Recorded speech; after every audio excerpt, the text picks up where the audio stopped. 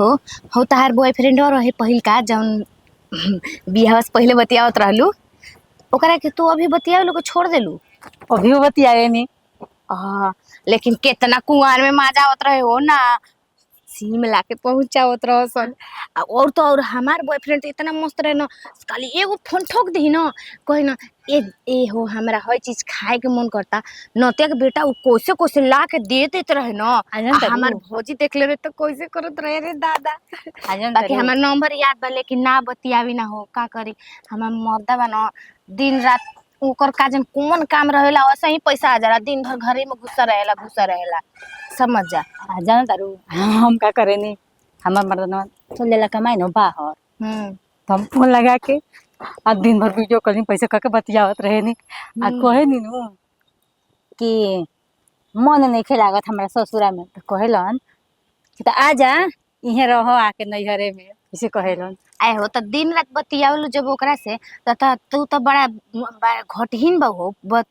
माने दू गो प्यार बाटे ले तारू तो कुआर का प्यार है पहले का प्यार कैसे वो बुला जाला का कोई ओकरे से बियाह कर लेल रह तू झूठा हो के ना बियाह कैलू इनकरा से ओइसे में भी तार मर्द बुरा मत मनिया निक ना लागेलन जितना तार बॉयफ्रेंडवा निक लागेलन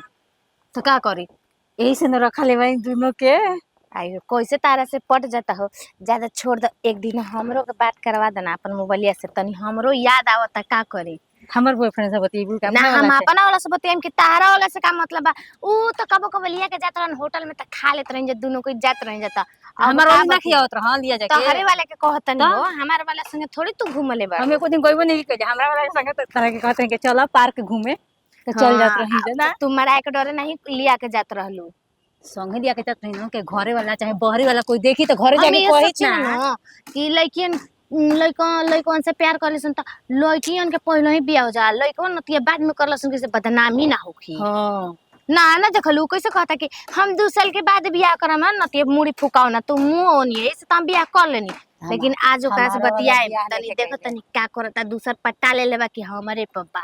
हमारा वाला अभी तक बियाह नहीं के कइले वो अभी तक हमरे से प्यार करेला। हां वो बियाह हो जाला लेकिन कुंवार के प्यार प्यारे कहाला ना कोई ना बुझाला बतिया ली हां द ना मोबाइल या तनी बतिया रुको बतिया बतिया कोई फोन उठाई तो एने करता नंबर सुनिया हेलो हाँ ठीक बानी ना नहीं खींची ना अच्छा माने कि अब हमार बियाह हो गईल तो हम रउआ के चिन्हा तो नहीं खी हैं आ कुंवर रही तो कौनो के मोबाइल से फोन करत रही तो रउआ के तुरंते चिन्हा जात रही। अच्छा ठीक है बा आइल बनी ना हम ओ जगह से नैहर है अपना कहाँ बानी रउआ बाहर चल गल बनी। अच्छा एगो बात बताइए कोनो परी पटल बलिसन के खाली हमरे पे बाए हो यही से तो हम कहीं कि काहे मन लागता ठीक बा रखी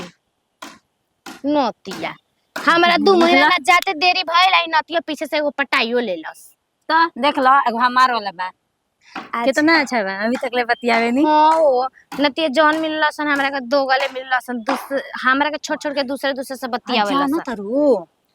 हमार वाला अभी बा न बॉयफ्रेंड बा तो ओकरा से अभियो कहनु कि बाबू हमरा होई चाही तुरंत फोन करे नहीं होई चाही अभियो भेज देवेला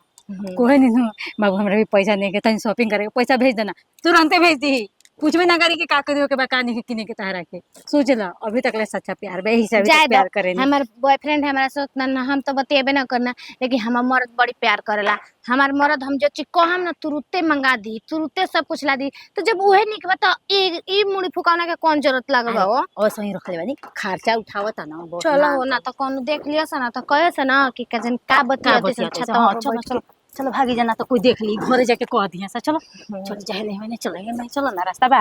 आओ ना